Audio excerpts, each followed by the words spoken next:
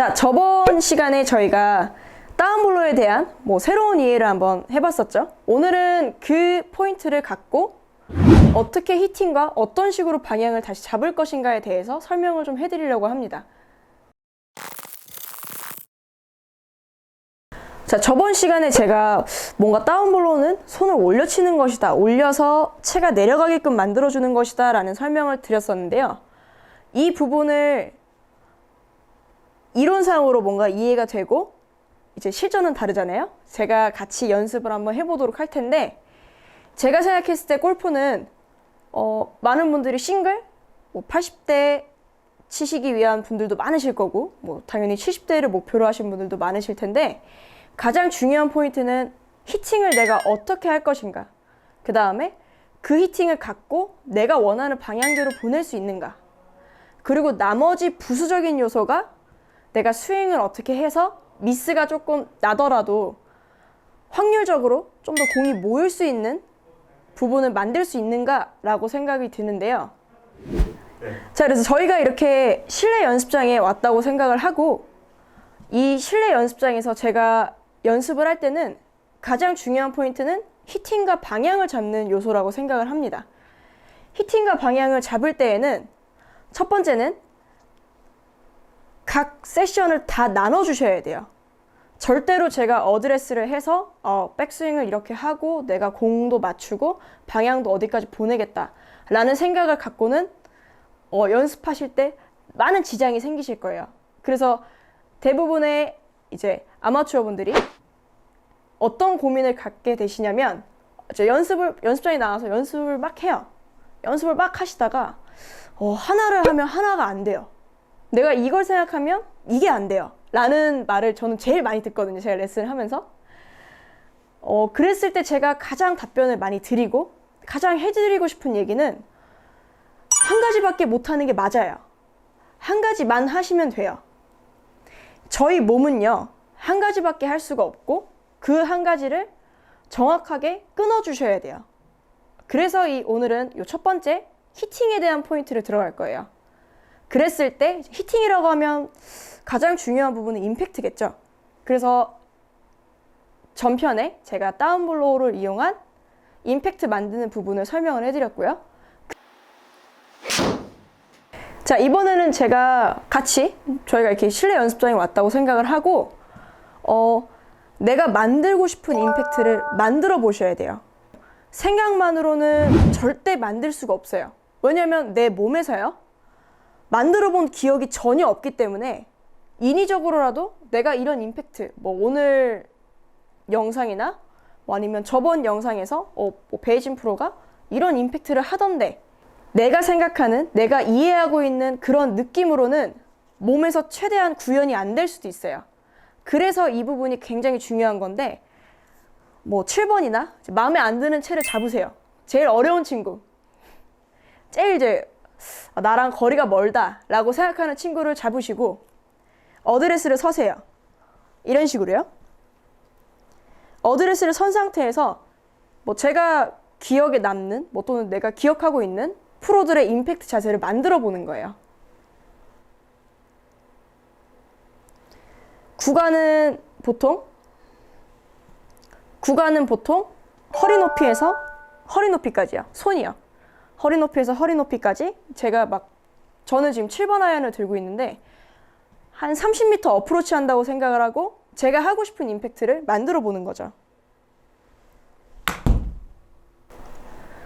그랬을 때 제가 저번 영상에서 설명드린 손을 꺾어 놓은 상태에서 제 몸을 올리게 되면, 즉 회전을 하게 되면 채가 떨어진다는 포인트에 대해서 샷을 좀 몇 개를 보여드릴게요.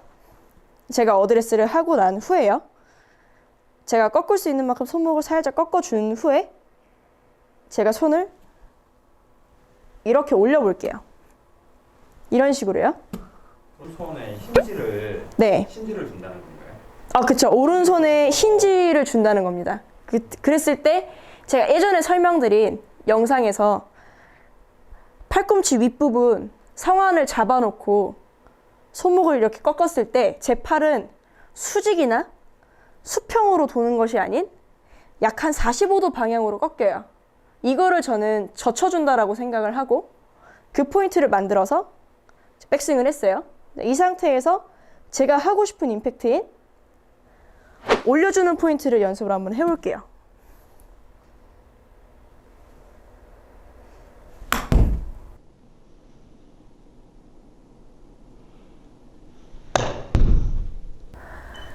자, 이랬을 때 대부분 실내 연습장에서는 뭐 스매시 팩터나 뭐 아니면 볼 스피드 뭐 이런 부분들이 아니면 이제 스윙 영상이라도 대부분이 나오게 됩니다. 그 부분을 보고 내가 과연 내 생각과 얼마나 다른 히팅 모션을 갖고 있는지, 아니면 내가 이 부분을 만들었다면 내가 실제로 스윙하는 것과는 얼만큼 다른지를 체크해 보실 필요가 있으세요. 근데 대부분이 공을 정확하게 히팅하지 못하는 분들은요, 여기서도 말이 막혀요. 내가 어떻게 쳐야 되지? 스윙을 줄여본 적이 없는데? 또는 임팩트를 어떻게 해야 되지? 이런 생각을 가장 많이 갖게 되세요. 필드를 나가서 내가 칠 수 있는 부분은요, 히팅과 방향밖에 없어요. 내가 플레이를 하는 요소에서는요. 그 부분을 만들지 않고 그냥 스윙만 만든다면 연습장 스윙과 필드 스윙이 상당히 다르게 됩니다. 연습장에서 가장 중요하게 여기셔야 할 부분은 스윙이나 이런 동작을 행하는 것보다는 내가 이 공을 어디를 어떻게 맞춰서 어디로 보내야 할지로 생각을 하셔야 된다는 거예요. 저도 제가 필드를 같이 나가서 아마추어 분들과 공을 치게 되면 대부분이 연습장과 전혀 다른 이제 동작이 나오시고 전혀 다른 동작이 나오시고 전혀 예상치 못한 히팅이 많이 나와요.